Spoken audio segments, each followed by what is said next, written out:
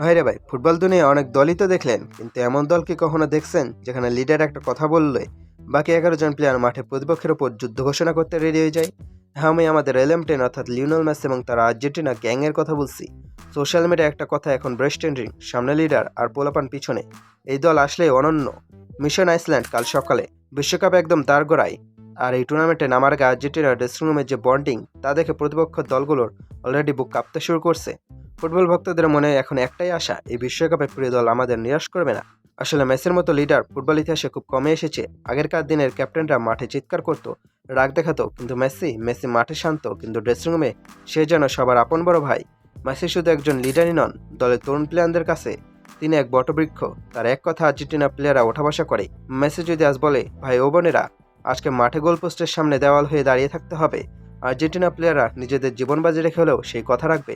এই যে একটা অন্ধ ভালোবাসা আর সম্মান, এটাই দলটাকে বাকিদের চেয়ে আলাদা করছে। মেসির জন্য জান কোরবান করতেও এই দলে পোলাপান এক সেকেন্ডও ভাববে না। মেসির এই গ্যাংয়ের কথা বলবেন আর আমাদের রদ্রিগো ডিপল ভাইয়ের নাম আসবে না, তা কি কখনো হয়? ডিপল তো ফুটবলার কম, মেসির অফিসিয়াল বডিগার্ড বেশি। মাঠে মেসির গায়ে কেউ একটু টোকা দেবে, সেটা ক্রিস্টিয়ানো রোনালদো হোক আর ভান্ডাইকি হোক, আমাদের ডিপল ভাই ফাইটারের মতো ছুটে সে কলার চেপে ধরবেন। সোশ্যাল মিডিয়ায় ট্রলও হয় যে মেসি রাতে ঘুমানোর সময়ও নাকি ডিপল দরজার বাইরে মশা মারার ব্যাট নিয়ে দাঁড়িয়ে থাকে। কিন্তু জাস্ট কিডিং বস, ডিপলের এই পাগলামিটাই প্রমাণ করে তারা মেসিকে কতটা ভালোবাসে।